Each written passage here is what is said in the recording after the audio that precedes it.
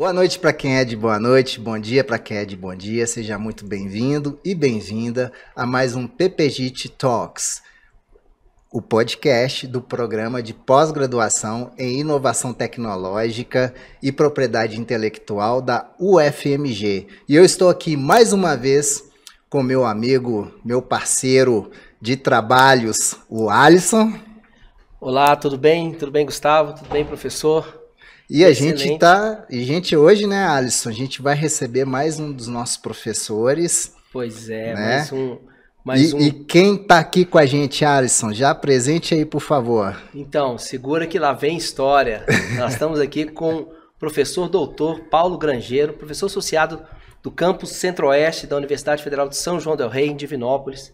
Ele possui graduação em farmácia, mestrado e doutorado em biologia funcional e molecular na área de bioquímica na Unicamp, realizou estágio sênior no MIT, né, uma das maiores universidades do mundo, na área de biomateriais, tem experiência em programas de aceleração de startups, cofundador da startup Insumo Soluções Biotecnológicas, consultor de startups e spin-offs acadêmicas, ministrante de palestras e workshops sobre empreendedorismo e inovação, finalizando coordenador do Núcleo de Empreendedorismo e Inovação Tecnológica e vice-presidente da Câmara Temática de Inovação Novo Oeste. Faz parte da governança do ecossistema de Divinópolis, aqui em Minas Gerais. É um currículo e tanto, sem contar a experiência que ele tem de mercado também, além de professor. Além de professor, ele trabalha também, né? Tem essa história. Né? Vamos lá. Professor, bem-vindo. E, Alisson, me ajuda aqui nos efeitos especiais. Olá, obrigado, Gustavo, Alisson, prazer enorme estar aqui com vocês, de poder compartilhar minha experiência e contribuir aí com a audiência. Excelente, professor. A gente começa aqui, né, já humanizando aqui a nossa conversa. A gente gostaria que você se apresentasse, professor, o Paulo pelo Paulo mesmo. Ah, que legal. Olha, eu sou uma pessoa muito curiosa. Eu tenho paixão pelo aprendizado, então juntando essas duas coisas é o que realmente me faz se apaixonar pela profissão de professor, pesquisador. Então, eu trabalho com invenção, eu fiz uma mudança de chave na minha carreira, que foi partir da pesquisa básica, começar a fazer pesquisa aplicada, chegar num desafio tremendo para o pesquisador universitário, que é empreender. Então, abrir uma spin-off acadêmica com os meus alunos de pós-graduação para poder explorar economicamente uma tecnologia que foi desenvolvida dentro do meu laboratório. Então, o meu propósito para tudo isso, a minha motivação é ver um produto que foi feito no meu laboratório poder chegar na prateleira e melhorar a qualidade de vida de alguém, melhorar a qualidade de uma empresa. Sim. Então esse propósito ele é fundamental. E um outro propósito também que é muito importante e que me faz acordar cedo, apesar de todos os desafios que é fazer ciência no Brasil, fazer inovação, é compartilhar o meu conhecimento. Então é muito bacana para mim poder, quando eu aprender algo, poder ao máximo compartilhar esse conhecimento. Você isso. Tem 2 Ikigais aí, né? Já tem 2 Ikigais, exatamente. Então é bem interessante. E esse conhecimento, esse autoconhecimento é fundamental para qualquer carreira. É muito importante se conhecer, saber o que te motiva, trabalhar com aquilo que você gosta. E eu me sinto realizado. Me reinventei na minha carreira, Sim. Porque eu deixo de ser um pesquisador de conhecimentos básicos para empreender. E aí é uma reinvenção e para mim hoje é a minha principal motivação. E nós vamos aprofundar um pouco mais hoje, né, Alisson? Hoje a gente quer falar aqui, a gente definiu tratar o empreendedorismo tecnológico, né? Que às vezes a gente fala em empreender e as pessoas não fazem ideia de quão profundo é você trabalhar com certos projetos tecnológicos, né? Não é aquele empreendedorismo ali que montar uma padaria, né? E tal. Não que não seja um grande desafio, né? Mas Apesar que ali eu acho que tem uma base ali que às vezes coincide muita coisa, né? Inclusive assim naquele espírito que o empreendedor tem que ter.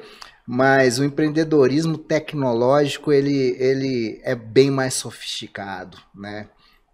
Sem dúvida. E tem muito mais desafios. Muito mais desafios. Muito mais desafios no país que nós estamos. E professor, eu aproveitando, eu quero dar os parabéns pelas suas aulas, cara. Que bacana. Muita energia, muito amor que você emprega ali em compartilhar o seu conhecimento. Que bom. A gente sente toda essa vibração que você tem. E muita informação também, né? Muita informação. Volume de conhecimento que é assustador. Assim, a quantidade de coisas dentro do processo, né?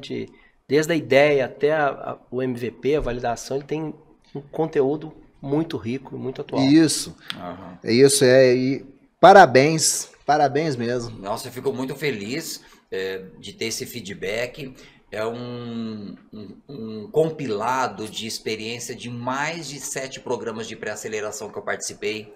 Vou dizer para vocês que eu era aluno nesses programas, eu vinha para Belo Horizonte toda semana, por vários meses, participando desses diversos programas e sentando lá na primeira carteira para aprender.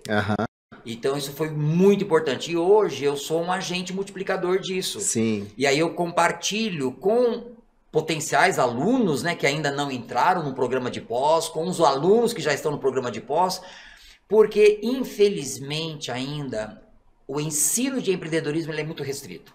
Então são poucas universidades que têm condições de fazer isso. E eu não posso deixar esse conhecimento somente comigo.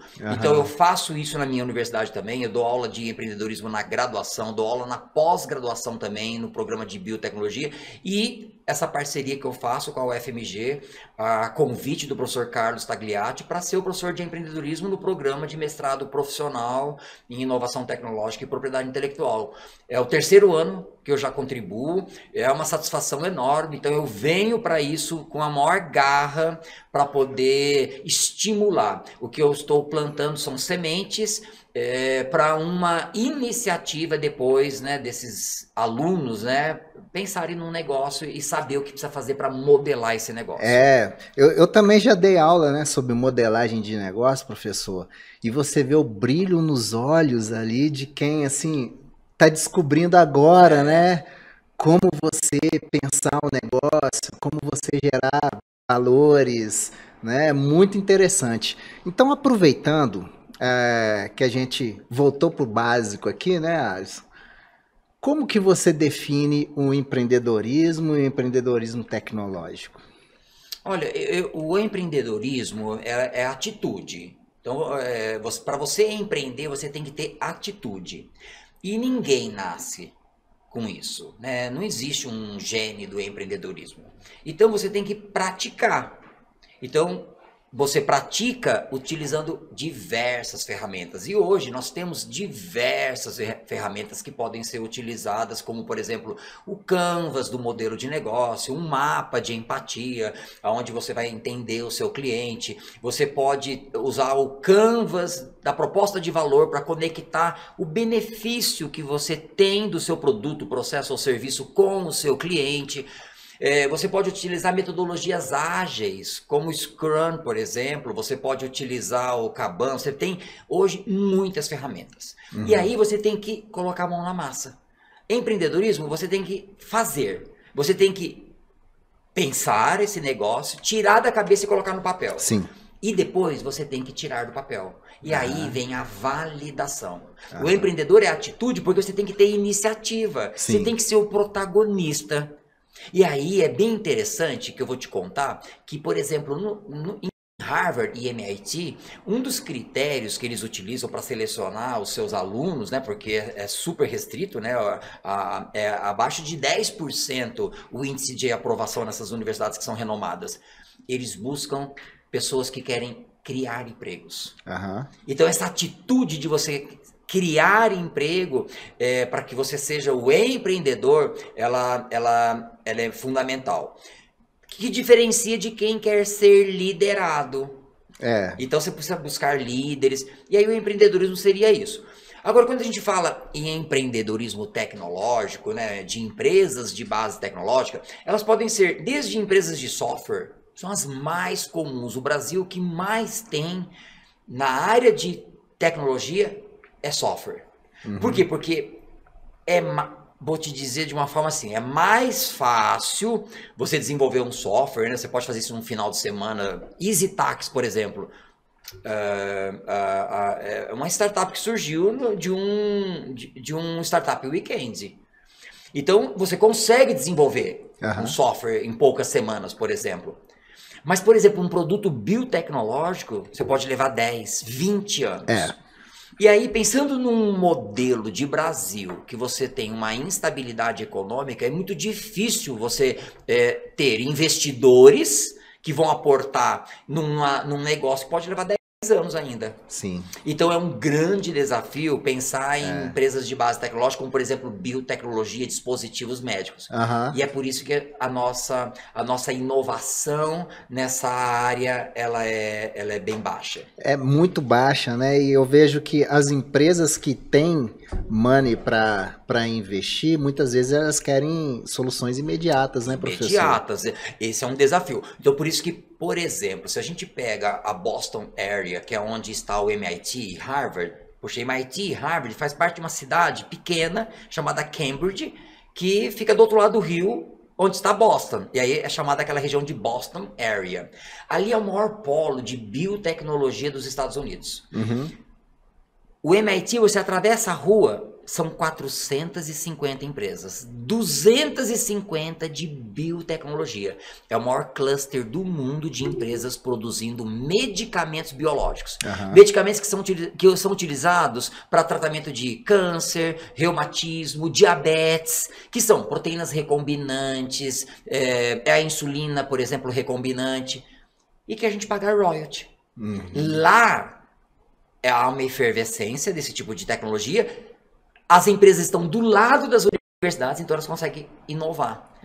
No Brasil, a gente importa. A gente não consegue, a gente importa a proteína recombinante. A gente consegue desenvolver uma vacina, mas depende de uma proteína recombinante para poder fazer essa vacina. Então, vários fatores acabam contribuindo para esse atraso nosso, que eu acredito que a gente pode falar e explorar mais, né, em breve. Podemos, ué. Vamos direto, professor. Vamos direto nisso? Vamos direto nisso. O que dificulta muito, né, você ter essas empresas de base tecnológica, essas chamadas hard sciences, né, que são essas ciências duras, ou as deep techs, que é um termo também recente, é de 2017, é que elas precisam de muito conhecimento gerado. Então, são pesquisas que levam 10, 15 anos. E aí, tudo que se desenvolve acabam sendo nos laboratórios das universidades. E você precisa aumentar a escala. O gargalo é aonde você vai poder fazer isso. Então, Minas Gerais precisa se preparar melhor para terem centros de validação de aumento de escala. Eu mapeei. É difícil você achar um local em Minas para você poder, por exemplo, testar num fermentador de 10, 100 litros e 1000 litros. Em Minas Gerais não tem centros para isso, mas tem em outros estados. Então, Minas precisa de políticas públicas, precisa de fomento do governo para poder a gente sair de uma escala laboratorial para chegar numa escala de 1000 litros, por exemplo, se é uma proteína recombinante que a gente quer ter numa vacina, por exemplo, mineira. Então, ainda há esse desafio. Então, vem a questão desses centros de validação, precisa de fomento, precisa de investimento, precisa de governo, capital é um investimento de risco. Então tem que ser subvenção econômica mesmo.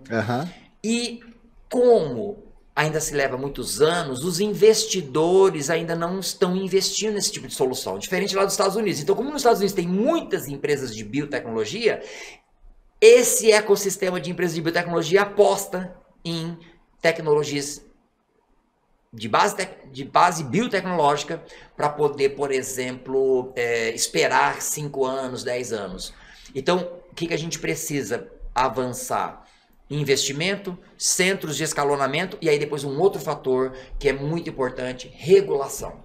A gente tem que regular na Anvisa se é um produto que vai ser ingerido por seres humanos, no mapa se for para animais, agronegócio. Então a gente precisa isso, a gente precisa ter mais maturidade. Se a gente observar, né, que foi a partir, vamos dizer assim, em Minas Gerais, por exemplo, que os primeiros programas de pré-aceleração começaram a ficar mais fortes lá em 2015, né, vamos falar do FIENG Lab, por exemplo, né, o primeiro de uma federação de indústria, 2015 para 2016. É recente, né? Uhum. Então a gente precisa melhorar esse nosso ecossistema, ter mais maturidade, precisamos de também um custo Brasil menor, que é um outro problema também que a gente tem. Imposto demais. Imposto demais. É. E mais um fator ainda, para você ver como é complexo, é que a gente é dependente tecnológico de insumos. Sim. O Brasil, nos anos 50 do século passado, ele detinha quase 50% dos insumos. Ele conseguia produzir. Sucessivas estratégias governamentais acabaram com isso. Hoje a gente produz hoje somente 5% dos insumos. Uhum. Então como que eu vou produzir uma vacina se eu dependo do insumo para ela? E por aí vai. Quem que vai investir nisso, né, professor? Exatamente. Então essa neoindustrialização que está acontecendo como uma política de governo hoje é diminuir esse gargalo.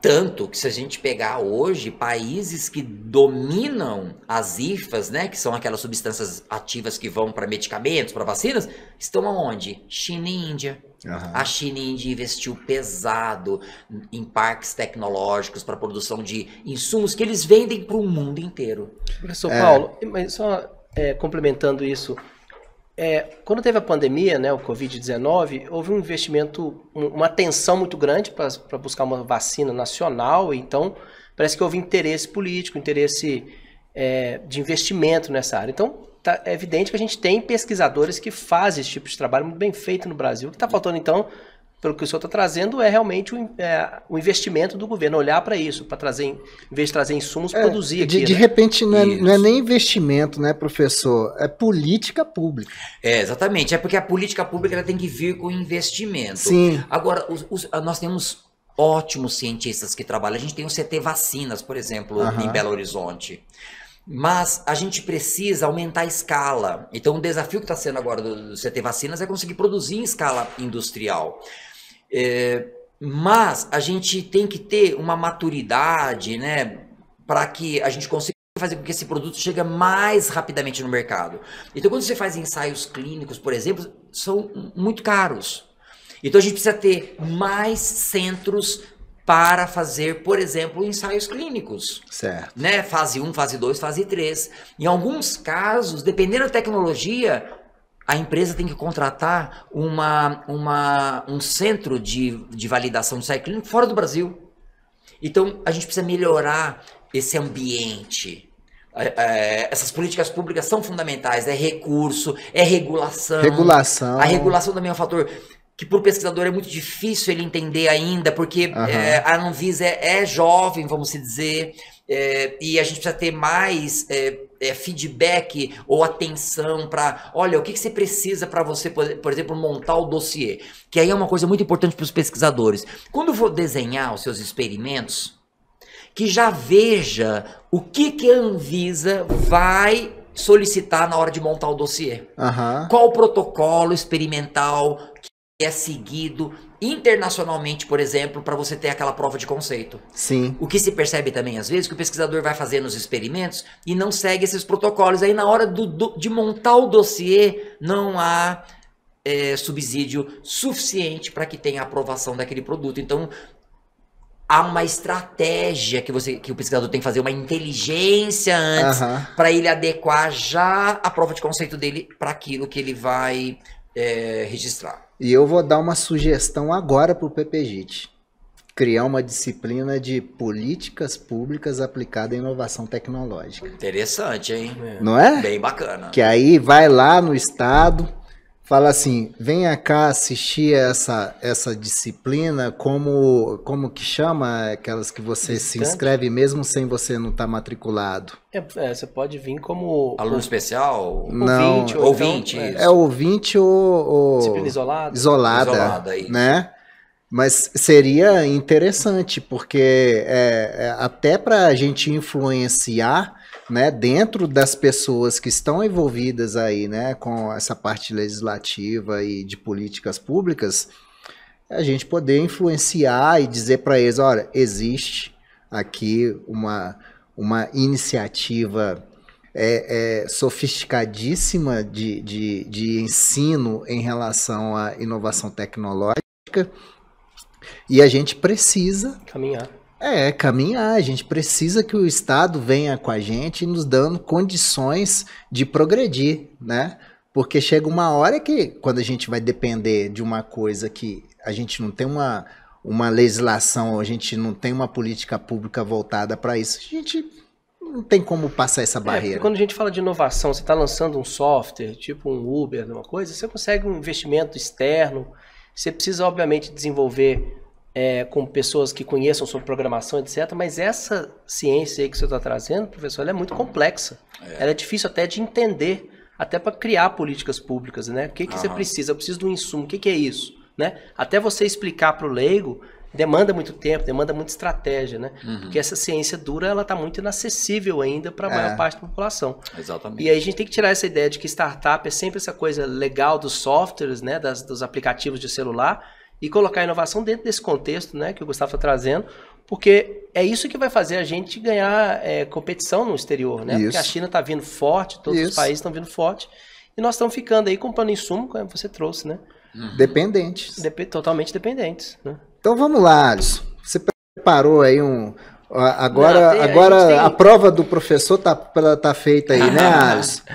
Tem muita coisa que a gente separou aqui para debater nesse PPG Talks, e tem muitas coisas que eu acho que tem muito a ver também com a disciplina que você está trazendo. Você trouxe um pouco de propósito no início da sua fala, mas tem uma coisa muito interessante que o Bill Cross, que tem um TED muito legal, ele fala que a maior razão pela qual as startups têm sucesso é o timing, né? É o momento em que você faz as coisas.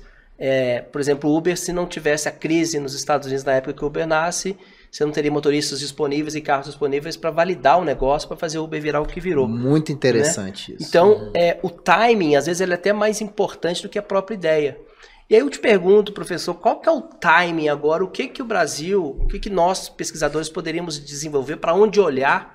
Qual o momento da sociedade agora para a gente tentar novamente estar à frente, junto com a tecnologia, junto com a inovação, e não ficar pegando rebarba de tecnologias que já são exploradas por outros países? Qual que é o timing agora da inovação? Você tem 40 segundos para responder. Olha, eu posso Faz dizer, um pitch de 1 minuto. Eu posso dizer na área de saúde que as terapias avançadas, então, por exemplo, bioimpressão. Nós já temos 3 startups que eu conheço que são de mulheres empreendedoras que podem fazer muita diferença. Biosensores, né, cada vez mais. Então, conectar mais a biologia, a biomedicina com a engenharia. Eu acho que essa é a grande sacada na área da saúde, a gente misturar diferentes áreas do conhecimento para poder pensar em soluções que são disruptivas. Ok, isso daí seriam, vamos dizer, inovações aí na fronteira do conhecimento, caminhando para uma disruptura. Mas a gente ainda tem que fazer o beabá no Brasil. Né? Mudar essa dependência tecnológica nossa de insumos. A gente teria que produzir mais insumos. A gente importa. E aí, China e Índia dominam esse mercado. Então a gente deveria ter mais empresas produzindo esses insumos. E mais empresas brasileiras comprando de empresas brasileiras.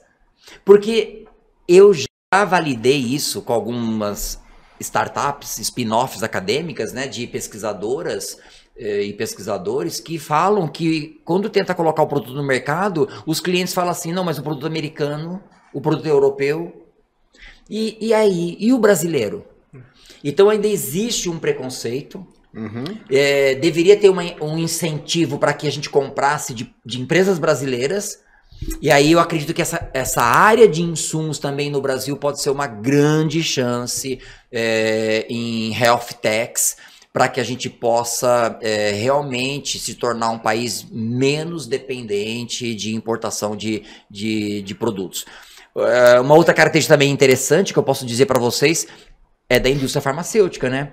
Ela tem um papel fundamental no mundo. A indústria farmacêutica é uma das que mais fatura. Ela só perde para a petrolífera. Se você pegar assim, ó, o ranking das 10 empresas maiores do mundo, as de tecnologia já estão meio que sumindo. Petrolífera e farmacêutica. Então você imagina uma Pfizer, quando começou a vender as vacinas para Covid. Ficou lá entre as principais. E aí, o quanto a nossa indústria brasileira farmacêutica, ela produz o próprio medicamento. Pois é. A gente tem a síndrome de vira-lata, né? A gente sempre acha que o produto nosso é inferior. Exatamente. Mas tem um produto alemão, dentista tem muito isso, tem um produto alemão e um brasileiro. Você já fala alemão, você já sabe que é melhor, né? Mas por que não usar o brasileiro para melhorar essa tecnologia e ser tão compatível quanto? Faltou vacina para dengue, aí a gente teve tá com uma epidemia agora, né? Então, a oportunidade de gerar o money aqui dentro, né, professor? E já tem pesquisadores trabalhando vacinas, tá? Para dengue, já tem na UFMG, inclusive. Como são mais sorotipos do que o desafio é você ter na mesma vacina poder atuar nos vários tipos de dengue, né? Dos sorotipos. Então, é um desafio, mas já estão pesquisando. Sim. A importância do você ter vacinas, né, aqui em Minas Gerais, que vai ser para o Brasil, é justamente tentar diminuir a nossa dependência. O Brasil sempre foi muito forte nisso, né? A gente tem o Instituto Butantan, tem a Fiocruz que faz as vacinas, mas a boa parte das IFAs são importadas. O que a gente precisa é desenvolver os princípios ativos no Brasil. Sim. Ô professor, você falou aí um termo que muita gente ainda não conhece, né? E quem está assistindo ou ouvindo esse podcast nosso pode ter essa dúvida. Você poderia conceituar para a gente o que seria uma spin-off company? Ok, ótimo. Tem diferença, né? A gente conhece as startups, mas existem as spin-offs que podem ser tanto acadêmicas quanto empresariais. Então vamos imaginar o seguinte, olha, você, né, Gustavo, é um aluno da pós-graduação da UFMG, e aí você desenvolve uma bengala para cegos. Você faz todo o protótipo, desenvolve a tecnologia usando um espaço maker, que você vai lá, não é da universidade, tá?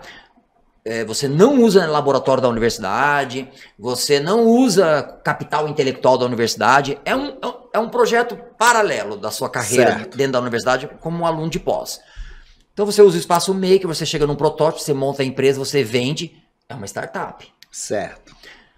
Agora, se você vem para um programa de pós-graduação, ou você é um aluno de graduação e você está num laboratório desenvolvendo um produto dentro da universidade, utilizando equipamentos da universidade, insumos da universidade, o capital intelectual que é o seu pesquisador, seu orientador.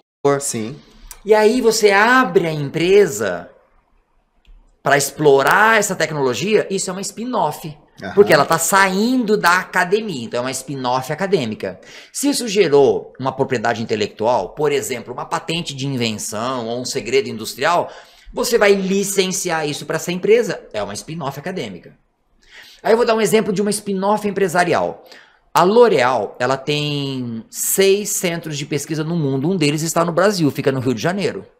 Por quê? Porque o Brasil é um dos países que tem a maior diversidade de cabelo, e a maior diversidade de tons de pele do mundo, no mesmo lugar. Que legal. Então é estratégico ter uma empresa de beleza num país desse, porque eles testam aonde? Vai exportar para o mundo inteiro. E vai exportar para o mundo inteiro, porque ele vai testar com brasileiras, que tem diversidade de pele, de cabelo, então é um melhor lugar para isso. Eu visitei esse centro, fica lá no Rio de Janeiro, na Ilha do Fundão. E é uma spin-off? Não, aí é a L'Oréal, é a empresa de cosméticos. Não, entendi. E cosmético não usa mais animais para testes. Certo. É proibido isso. Então eles tiveram que desenvolver uma alternativa, um método alternativo para isso. E aí vários grupos de pesquisa do mundo e também a L'Oréal começaram a desenvolver a chamada pele artificial, que é uma pele reconstituída, uma epiderme reconstituída tridimensional. E aí eles criaram a Ep Skin, que é uma spin-off empresarial, uma empresa que você compra essa pele e testa. Então, se você tem uma empresa de cosmético e quer testar um novo produto seu, você compra essa pele para você fazer testes. E aí não se usa animais mais. É uma spin-off empresarial. A própria L'Oréal criou uma empresa foi criada uma empresa a partir dela. É uma spin-off empresarial. E ela fornece para concorrentes também? Qualquer pesquisador, empresa que quiser comprar, compra dela. Entendi. Porque não é uma concorrência, porque ela domina o mercado, né? Ela não é isso que vai fazer uma empresa estar à frente da L'Oréal. Certo. E ela contribui de alguma forma com o não uso de animais em testes, né? Entendi. Então, por exemplo, antes um shampoo para criança era testado em olhos de coelhos. Ah, entendi. É um absurdo isso, para você ver irritabilidade. Então já existe a possibilidade de você ver irritabilidade nesta pele, que é na verdade uma epiderme reconstituída 3D, tridimensional. É uma tecnologia incrível. E muito interessante a solução. Muito bacana mesmo. Muito interessante. Muito legal. Spin-off tá bem didaticamente bem explicado aqui. Exatamente. Assim, não teve como.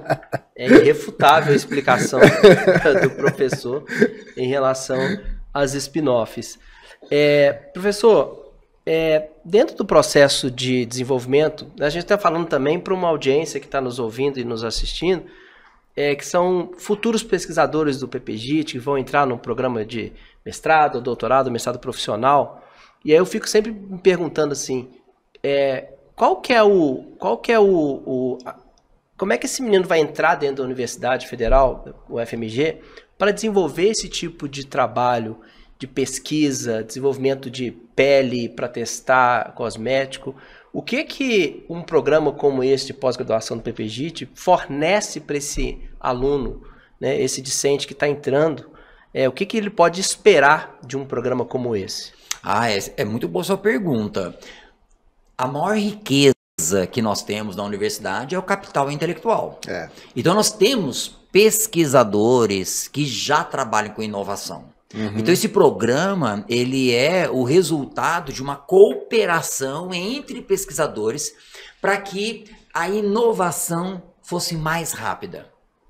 Então o programa ele tem esse foco. E multidisciplinar. Que parece que ele vai chegar, vai ficar meio sozinho, meio abandonado. Não é isso? Não é isso que vai acontecer, não. Então, é muito importante. Na verdade, ele tem que achar a tribo dele. Exatamente. Então, e como? A primeira coisa que ele tem que fazer, ele tem que acessar o site, né, e verificar o corpo docente.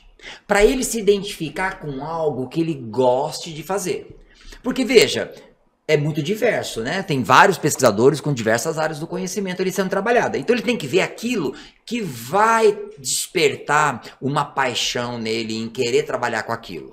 Então isso é muito importante, porque não adianta você querer escolher algo que você não se identifica com aquilo. Então a primeira coisa que você faz, entra lá na página, entra no currículo e veja, por exemplo, o que aquele pesquisador faz. O que ele tem publicado de artigo, o que ele tem depositado de patente. Porque é um programa também que trabalha com inovação, é um programa que tem muitos depósitos de patente. Para que a gente possa proteger aquele produto ou aquele processo que foi desenvolvido. Então, veja, né, nos lattes, nos currículos lattes desses pesquisadores e veja aquilo que você se identifica. E aí, a UFMG é uma universidade de ponta, então ela tem infraestrutura para poder desenvolver esse produto. É também, isso, né? E é também assim, uma linha de pesquisa que já vem sendo estudada há décadas por alguns dos pesquisadores. Então há um conhecimento acumulado incrível aí. Sim. E como é uma universidade grande, né, que tem todas as áreas do conhecimento, se você precisar de um determinado equipamento, você consegue, né, fazer uma colaboração. Então, hoje é possível desenvolver produtos e processos por causa desse conhecimento acumulado já desses pesquisadores. Sim. Então, dentro do programa, nós temos pesquisadores aí que são referências internacionais. Sim. Em inovação. Eu vou dar o meu depoimento aqui também, pastor. Porque o que eu recomendo para esse aluno, né, que tem interesse em entrar, é começar por uma disciplina que é mais base. Por exemplo, as disciplinas de empreendedorismo eu acho uma boa porta de entrada. Porque ali ele vai ver, né? Ele vai se situar, vai sentir, vai começar a organizar as ideias e vai poder conversar com o professor da disciplina para onde que ele pode ali desenvolver a pesquisa dele, quais são os professores. Os professores são muito acessíveis também, né? A gente tem a ideia de que professor da UFMG, você não quiser conversar, cara, você consegue entrar na vida. Eu fico impressionado com vocês. Que legal. Cara, trabalham demais. E nos atende assim, prontamente. Prontamente. Antes de eu ser aluno, o Raoni já fazia videochamada comigo para me explicar as coisas. Isso. Conversei com o Raoni também lá antes de eu entrar, ele foi super, né? Assim, é muito interessante esse contato, essa vontade do professor trazer. Agora depende muito do aluno também, né? Que tem aluno que não quer nada com nada e o professor não vai se dedicar também, aí ele percebe o perfil, né? Então, para entrar, você precisa também estar vocacionado. Eu quero fazer, eu quero você mudar o mundo. Disposto a trabalhar, disposto a aprender. Um fator também muito interessante que eu quero compartilhar com vocês é que o número de alunos de pós-graduação tem diminuído no país. Sim. Que é muito ruim, né? Que é muito ruim. Gente, nós não temos a quantidade de pesquisadores que a gente deveria ter para o tamanho do nosso país. Então, a carreira de pesquisador, os programas de pós-graduação estão tendo menos atração. E o que foi falado pelo diretor de Ciência e Tecnologia da FAPESP, que é o órgão de fomento, né, que existe em São Paulo, que é o equivalente à FAPEMIG aqui, que se não mudarem os programas de pós, nós vamos atrair cada vez menos. E aí sabe qual que é a saída para atrair? Empreendedorismo e inovação. Sim. Nós temos que nos aproximar mais das empresas. Sim. Nós temos que mostrar para esse acadêmico da pós-graduação que se ele está desenvolvendo uma tecnologia, por exemplo, no programa de doutorado, né, acadêmico, ele está desenvolvendo uma tecnologia, ele tem um olhar diferente para aquilo, de que aquilo não vai virar somente uma tese, mas que pode virar um produto tecnológico, que ele pode explorar aquilo. Mas ele não vai saber como fazer aquilo virar negócio. Aí que entra a disciplina de empreendedorismo. A disciplina de empreendedorismo, ela é para fazer com que, por exemplo, um antimicrobiano que vem sendo pesquisado há 20 anos possa virar realmente um produto tecnológico. Que um curativo que vem sendo pesquisado há décadas com uma substância bioativa da nossa biodiversidade, que não existe em outro mundo, possa virar realmente um produto tecnológico. Então nós dependemos de quem? Desses alunos da pós-graduação. São eles que têm que abrir esses negócios. Sim. O pesquisador ele pode ser até sócio, mas se ele não quiser ser sócio, não tem problema não. Mas nós temos que fazer com que essas pesquisas inovadoras, incríveis, que estão na academia, cheguem até o mercado.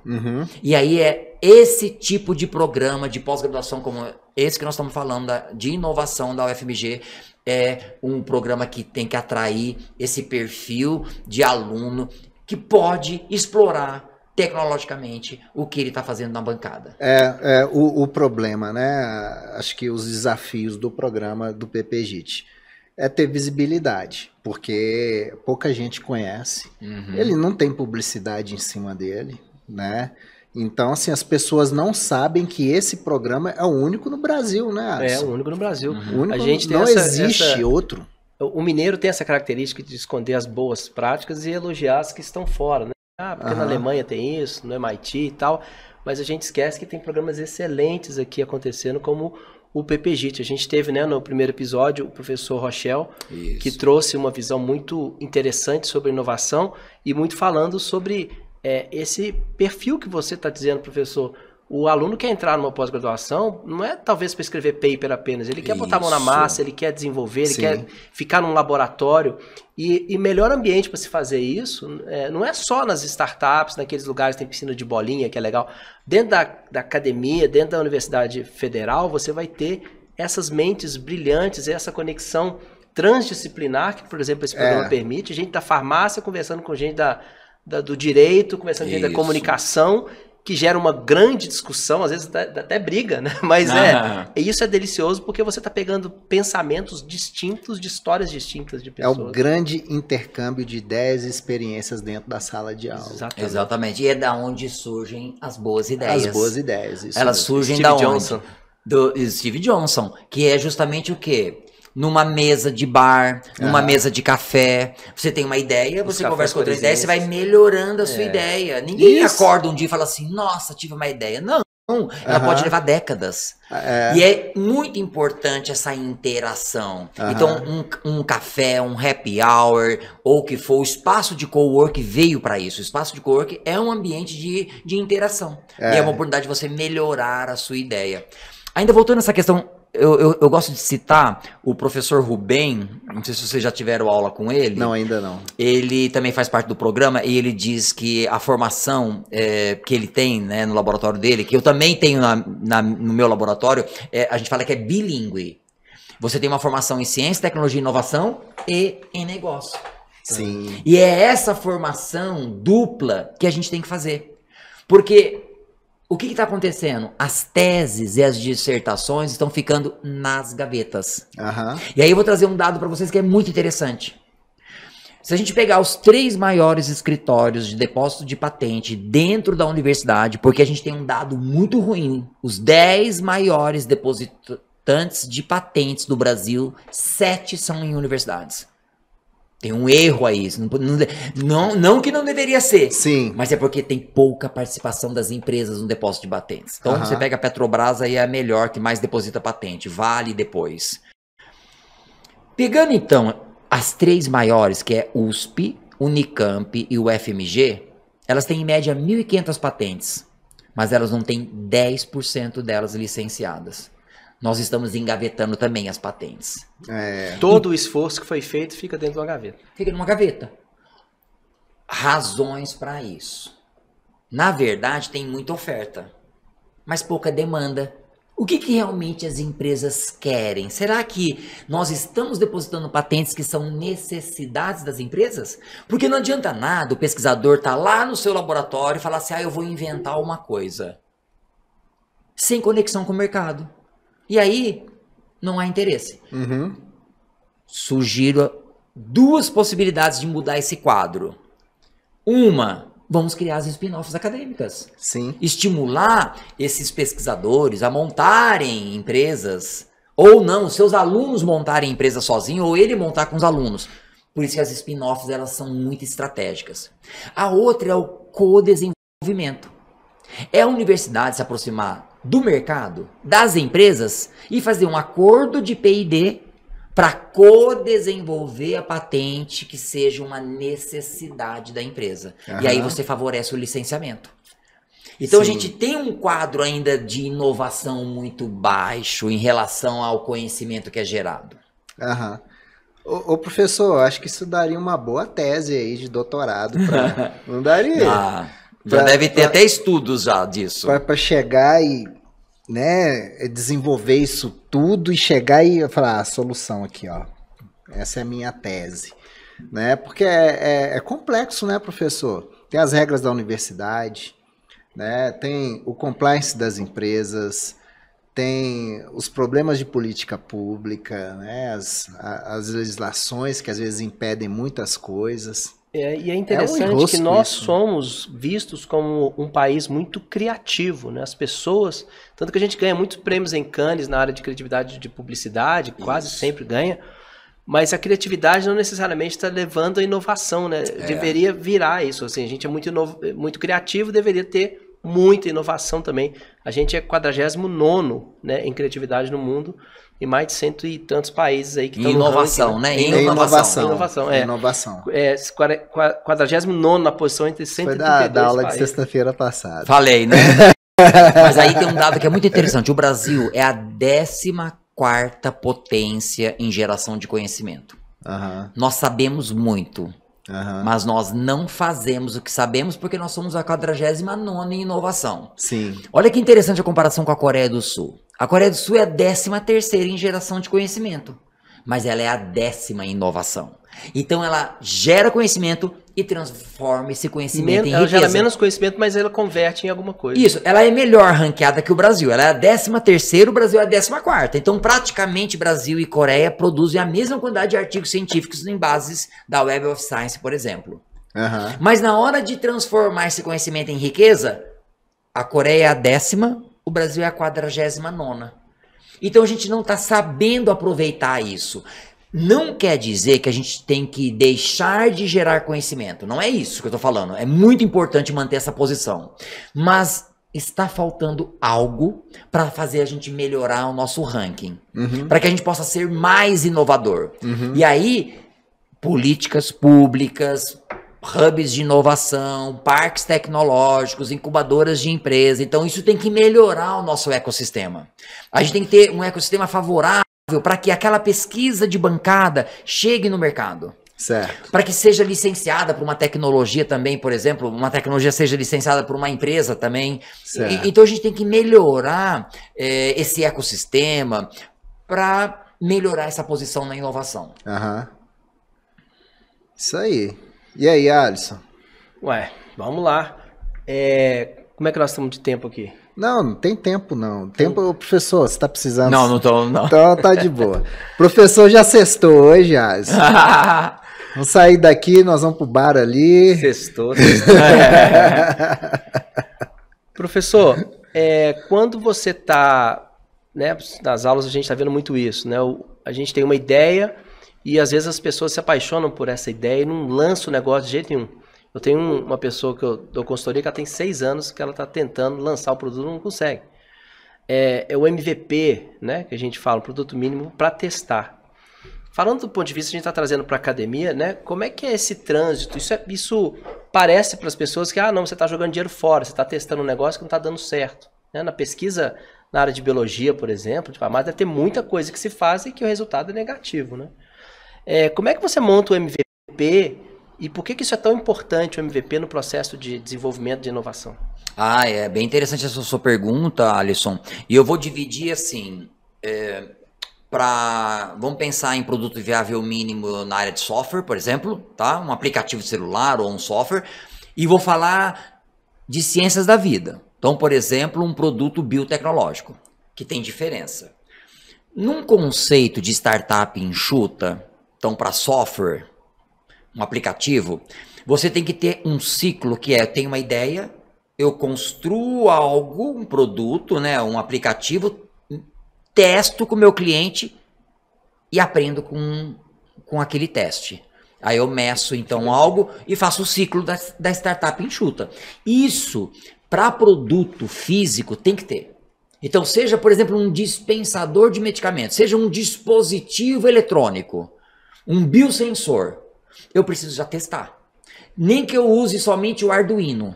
Então eu monto lá o Arduino, coloco lá as conexões, ponho um Bluetooth, e aí eu vou testar. E eu já começo a testar já no potencial cliente. Então, não vou vender isso ainda. Então eu vou ter primeiro um protótipo, vou testar primeiro com os membros da equipe. Depois eu vou chamar uns colegas, uns parentes e vou testando. Aí eu vou melhorando, vou coletando informações, né, feedbacks, e aí eu vou melhorando até chegar num produto viável mínimo, que já é um produto que você já tem um mínimo de funcionalidades, que você já pode já inclusive colocar no mercado.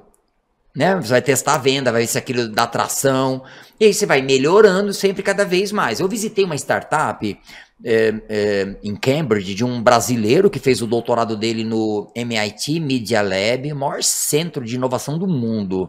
O MIT fez isso há 35 anos atrás, colocando no mesmo lugar engenheiros, arquitetos, biólogos, matemáticos, e essas pessoas de áreas do conhecimento diversas pensam soluções disruptivas. Sim. E aí ele fez o doutorado dele nesse ambiente, imagina. Então ele desenvolveu um dispositivo que ele acopla com o celular e você faz exame de vista com aquilo. Ele imprimiu mais de 300 protótipos. Ele fez impressão 3D. Ao invés dele contratar uma empresa para fazer o molde e ir montando e mudando o molde, isso ficaria caro. Então o que ele faz? Ele utiliza uma impressora 3D e vai imprimindo e montando o protótipo dele e vai testando. Ele fez isso 300 vezes.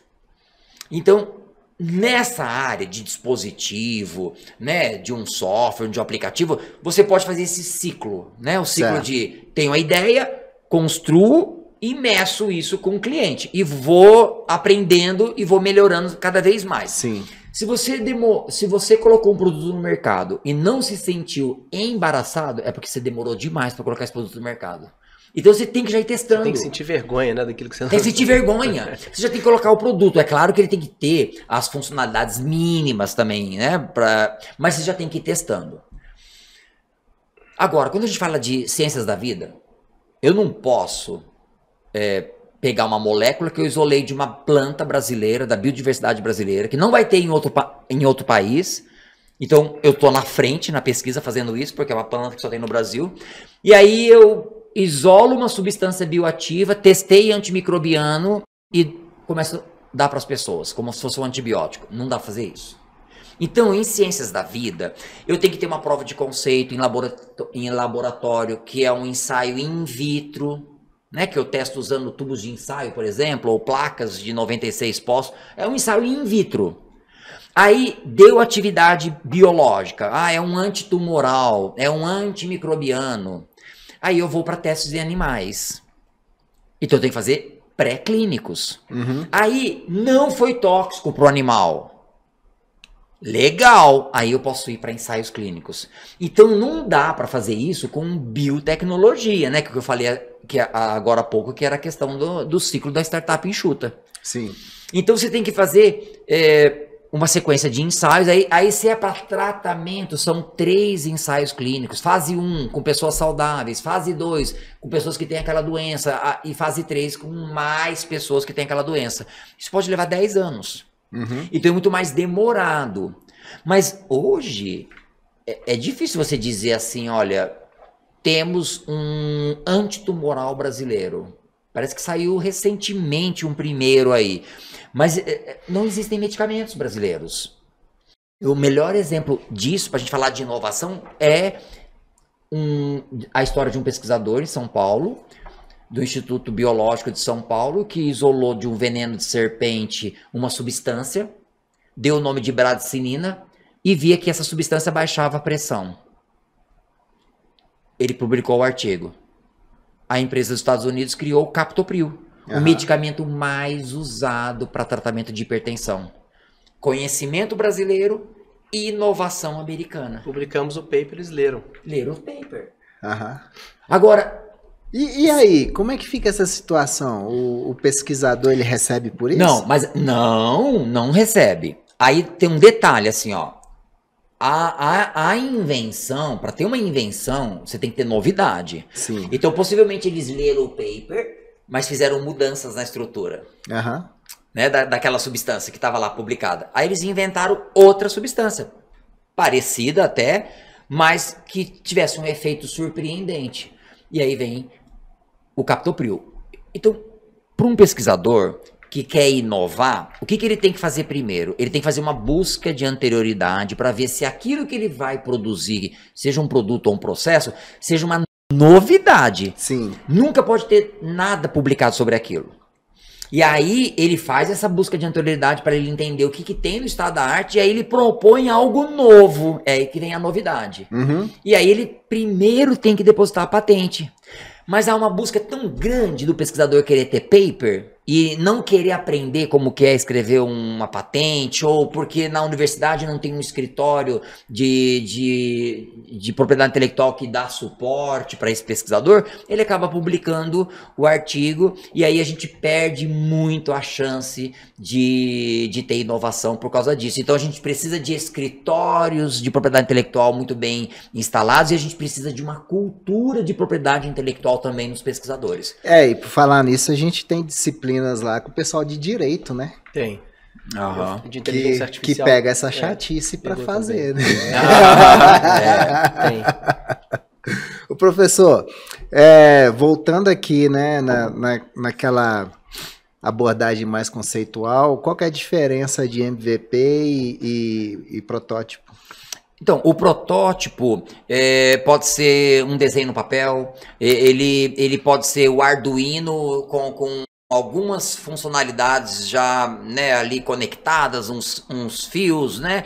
E aí você vai ver se aquilo funciona. Uhum. Se a sua ideia ela vai se tornar tangível. O produto viável mínimo já é todo esse material, já, por exemplo, numa caixa, né? Já de tal forma que você consiga vender aquilo e testar a tração.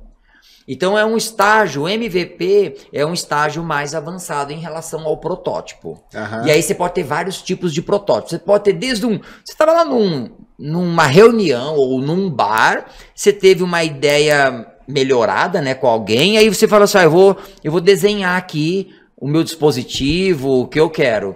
Né, para ciências da vida não dá pra você desenhar um antimicrobiano, né? Não dá, mas para dispositivo você consegue. Eu vou desenhar no papel, já é um protótipo de papel. Um aplicativo, eu já posso desenhar o layout das páginas. Sim. É um software, eu já vou desenhar como que vai ser a tela do software. Então, isso é um protótipo ainda. Aí ele pode ser de baixa fidelidade, né, quando você desenha, mas quando ele já tem, por exemplo, no site, né, você já tem lá disponível na internet, né, se vai ser um software que você vai baixar pela internet, você já tem as funcionalidades básicas, eu já posso dizer que eu tenho um protótipo de alta fidelidade. E já posso, então, chegar quase a ter um MVP dele e já testar já com clientes. O produto viável mínimo, você já vai testar o seu modelo de negócio. Uhum. Se ele já vai dar certo, que é justamente o seguinte. Olha, eu vou vender um produto que é para mineradora. Então, eu tenho que entregar algo para a mineradora que ela consiga testar. Uhum. Aí, é o produto viável mínimo. Excelente, legal. Excelente. Professor, aproveitando essa parte mais didática, bate e volta, qual que é a diferença?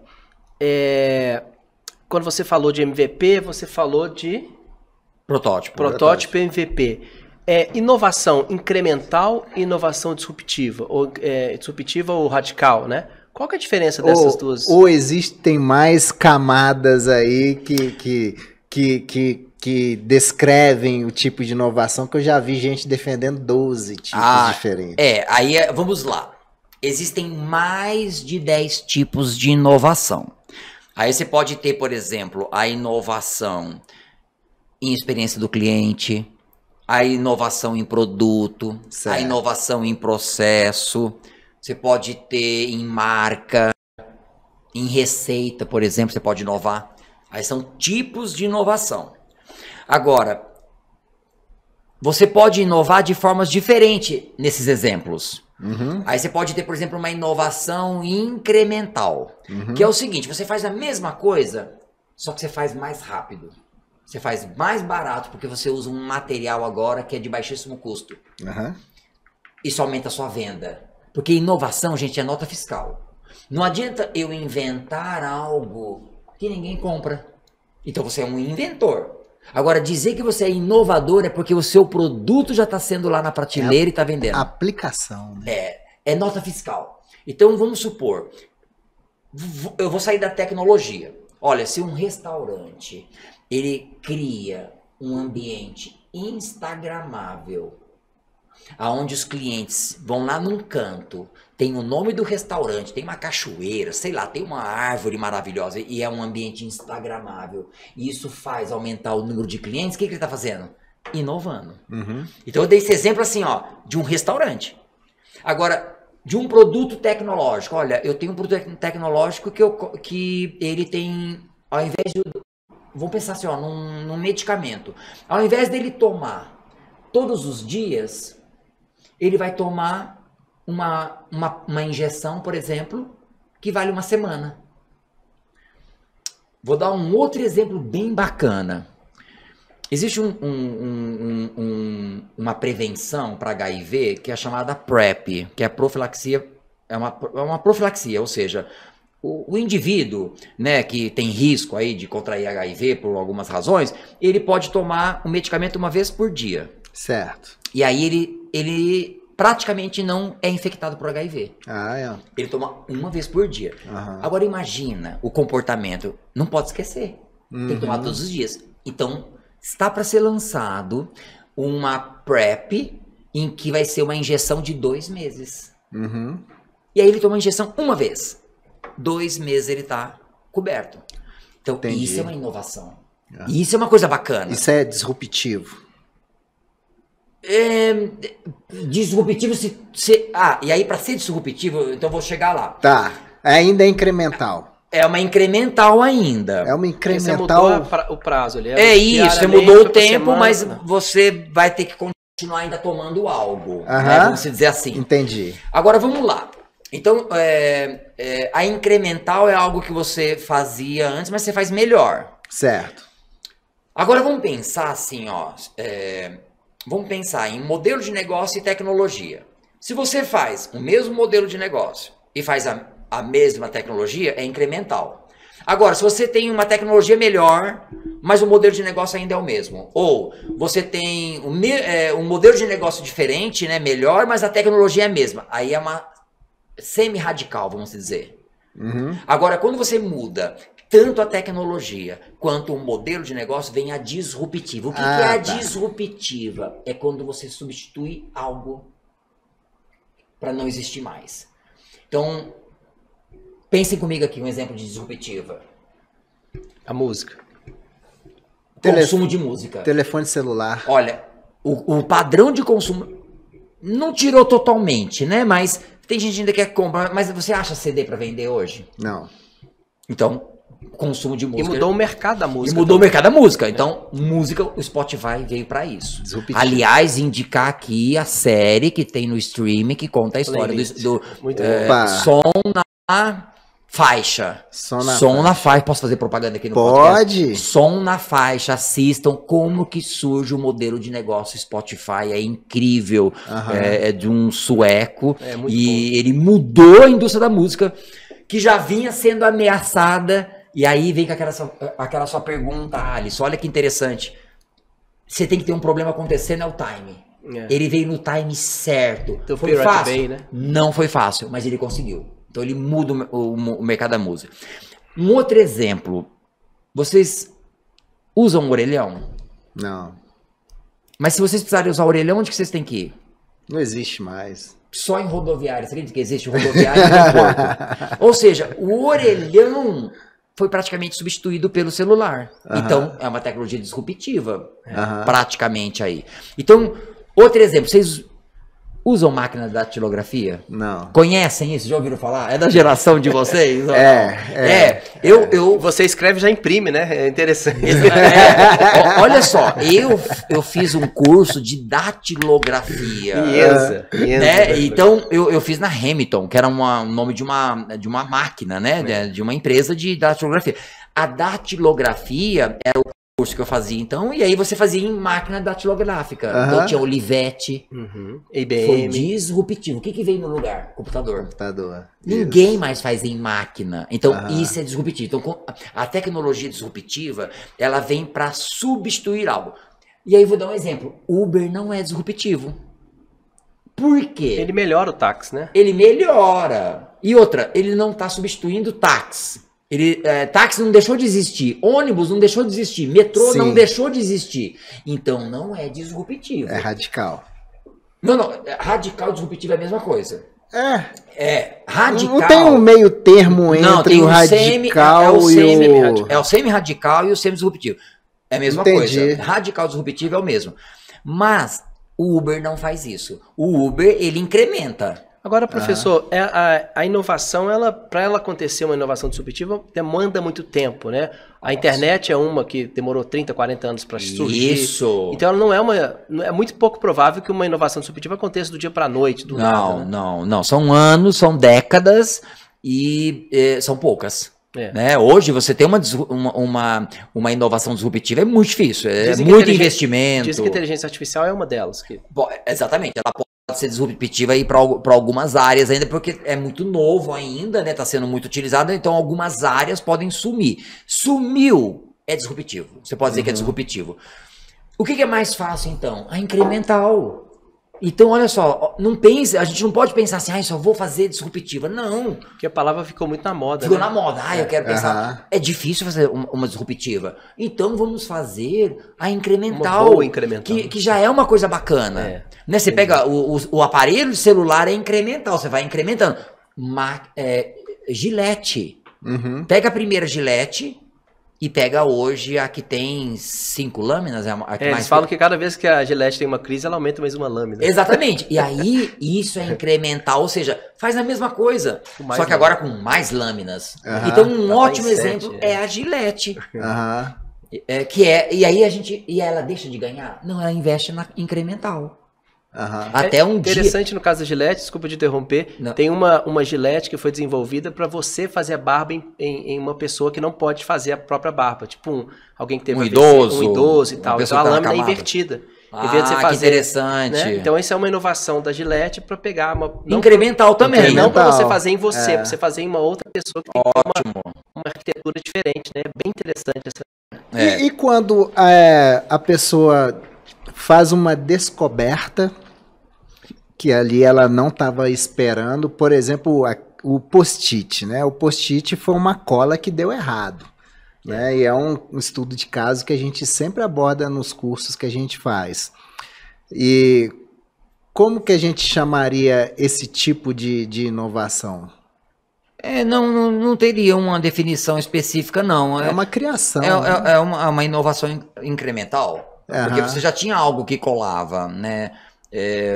A disruptiva ou a radical, ela tem que ser sempre quando surge a tecnologia e ela tira a outra que estava no mercado. Né? Uma que vai brevemente sair são os telefones fixos.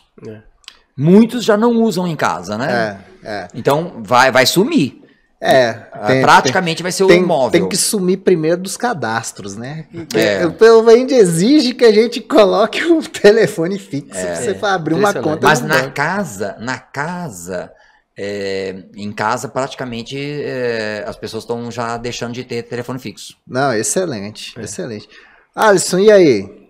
Eu acho que tá excelente, né? Nosso bate-papo aqui com o professor tem muito assunto para tratar sobre inovação, que é um tema que eu adoro, assim, acho que a gente está muito envolvido com isso tudo, mas eu queria voltar um pouquinho, quando a gente fala dos alunos entrantes, né, que a gente chama dos discentes, que estão assistindo esse podcast até aqui, né, chegaram até aqui, interessadíssimos em entrar para uma pós-graduação, seja no mestrado ou no doutorado, no mestrado profissional.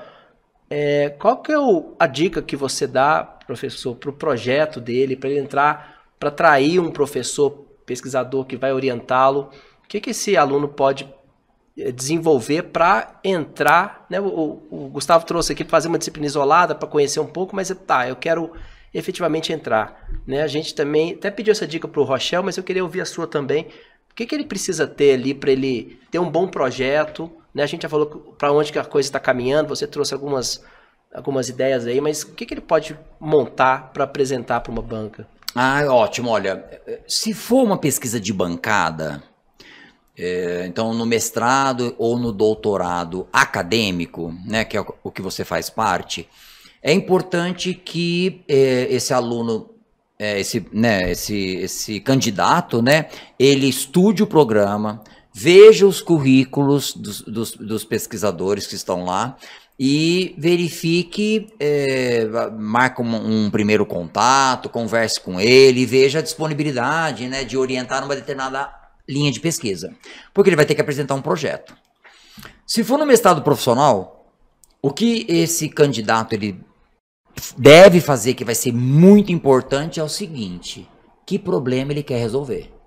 Então, que ele identifique um problema que seja a necessidade das empresas, porque é um mestrado profissional, ele não é acadêmico. Então, faça uma pesquisa prévia, veja dores de empresas, ou entre em contato com esses professores previamente, troque umas ideias com esses professores para poder elaborar um projeto que seja factível, né? Que não seja... tenha medo de perguntar também, né? Oi? Não tenha medo de perguntar. Isso, não. O que eu poderia investigar, né? Converse previamente, troque uma ideia com alguns professores, veja aquele que tenha potencial para ser o seu orientador. para que você chegue com algo que seja possível de ser realizado na UFMG. O que é muito difícil é o aluno ele não validar isso e achar que o projeto dele é um projeto que vai dar certo se ele nem viu se é possível fazer isso na própria universidade, ou porque ele pensou algo tão mirabolante que é possível fazer aquilo virar realmente um produto, uma dissertação. Então, por isso que é muito importante a pesquisa prévia. Entrar em contato com a coordenação, entrar em contato com professores do programa, entrar em contato com os alunos também, né? Trocar umas ideias. Então, sempre quando você tem interesse de fazer algo, estude previamente. Chegue preparado. Isso serve para tudo, né? Isso serve para tudo. Você vai fazer uma entrevista de emprego, estude a empresa antes. É assim. Agora, você vai para uma entrevista de emprego, você não sabe do que se trata a empresa, você não vai passar, porque eles vão fazer perguntas desse tipo. Sim. Então, o programa de pós, ele também tem isso. Então, entre na página, dê uma lida nas linhas de pesquisa, entenda o que se faz. Olha, eu gostaria de trabalhar com antitumoral, vamos supor. E tem algum professor que faz isso? Porque eu gosto dessa área. Vai lá e identifica. Aí faz uma visita, marca uma visita no laboratório, troca uma ideia. Porque é importante que você tenha uma ideia do que é possível fazer. Eu participo de seleção já há uns 2 anos, e às vezes a gente percebe que tem projetos que são assim... Cara, não tem inovação, primeira coisa. E tem que estar muito claro o problema. Qual problema você quer resolver? É uma necessidade das pessoas? É uma necessidade das empresas?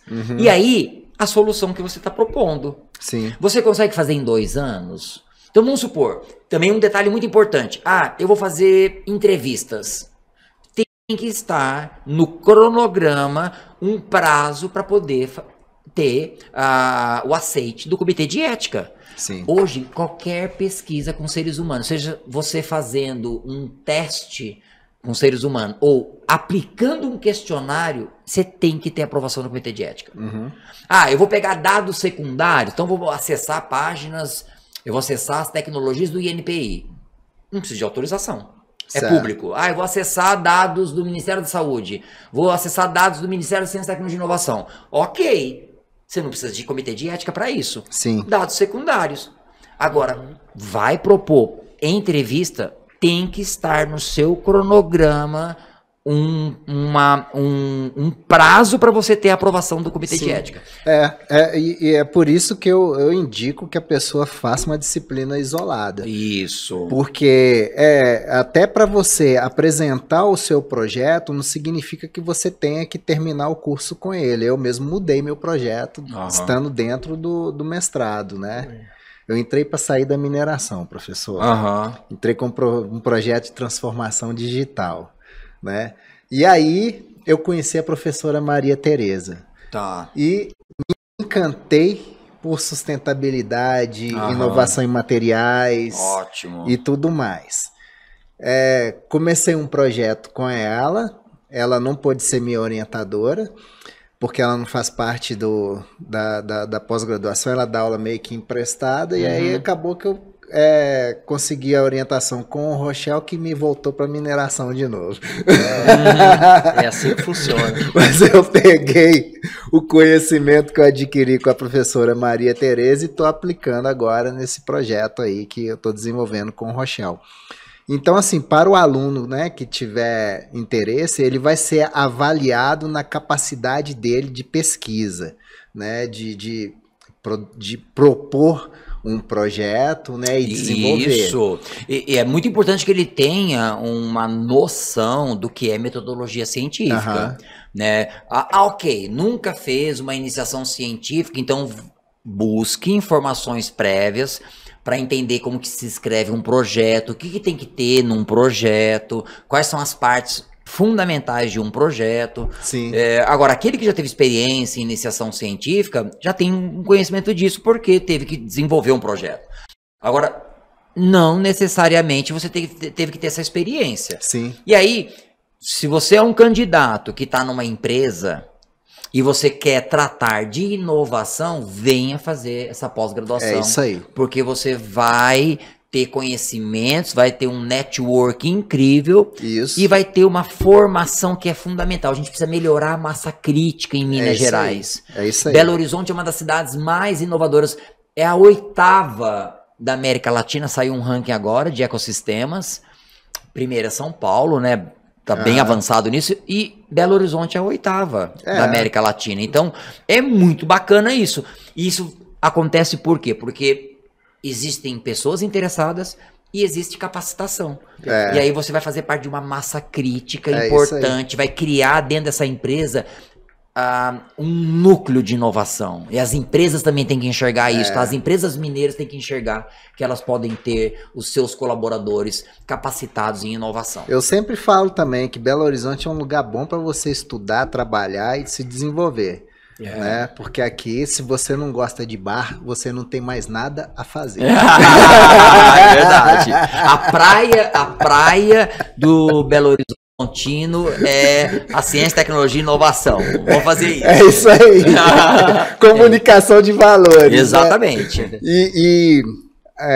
Continuando, né, na comunicação de valores, é o único programa, né, de mestrado e doutorado em inovação tecnológica do Brasil, né, no formato que ele está, não tem outro, né? O professor já trouxe aqui a experiência dele, né, de valores que ele percebeu no MIT com programas similares. A gente tem professores ali que amam o que estão fazendo, que compartilham tudo com a gente, que nos atendem muito bem. A gente tem uma turma fazendo as disciplinas que são advogados, são engenheiros, são programadores, são pessoas do marketing, são pessoas da comunicação, então gera um intercâmbio de ideias, experiências assim fenomenal. Então, né, o convite está posto para quem quiser encarar o desafio, né, professor? É uma bela de uma oportunidade de desenvolvimento. Exatamente. É sim. Excelente. Fiz a propaganda bem feita. Fez, e outra coisa também, na disciplina que a gente está desenvolvendo agora, né, de planejamento estratégico na comunicação do próprio programa, muito produto está saindo. Esse é um deles, né, o PPG Talks. Tem o Polaris que está saindo também, que vai fazer esse match entre pesquisador e aluno, ou seja, como é que eu identifico o melhor pesquisador dentro do UFMG para me ajudar, né? Então é um programa que está sendo desenvolvido lá com muito carinho, né, para o pessoal.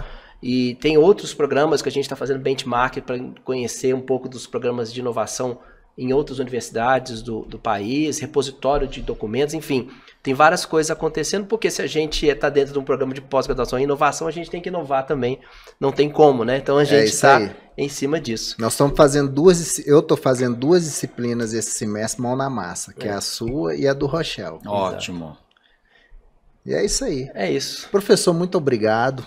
Eu que agradeço. Por se disponibilizar numa sexta-feira, depois de aula e orientação. Falar sobre esse assunto não tem dia e hora. É incrível. E a gente poderia continuar aqui mais algumas horas, né? Sem dúvida, agradecer também a sua presença aqui nesse programa, porque a gente está desenvolvendo esse projeto, trazendo aí as pratas da casa, né, as pessoas que têm muito a entregar para esse programa e para trazer também alunos essa discussão para que a gente possa fazer cada vez mais inovação em Minas Gerais e sair desses laboratórios e levar as coisas, como você disse, nas spin-offs, né? Que é o grande sonho para a gente crescer esse país na inovação. Não, e eu fico encantado de ver vocês, que são alunos do programa, então Gustavo, Alisson, colocando a mão na massa. Vocês estão aprendendo no programa de pós e estão criando produtos para o programa. Então isso é muito bacana, ou seja, vocês estão vestindo a camisa e estão sendo exemplos do que a gente pode criar para melhorar a nossa comunidade, né? Melhorar o nosso ecossistema. Então, parabéns para vocês por essa iniciativa, é muito bacana e tenho certeza que vai ajudar e ter uma audiência aí incrível em Belo Horizonte e Brasil, né? Nós podemos atingir aí para o mundo, né? Vamos pegar os alunos da América do Sul que vão querer fazer esse programa aqui. É legal, legal, né? Muito obrigado, viu, professor? Tá bom, eu que agradeço. Eu agradeço também a você que chegou até aqui com a gente, né? Peço-lhe para compartilhar este vídeo, é de interesse público.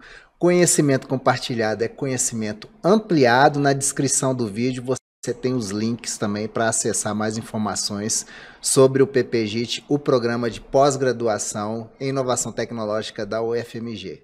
Valeu! Um abraço, até mais. Um abraço, valeu.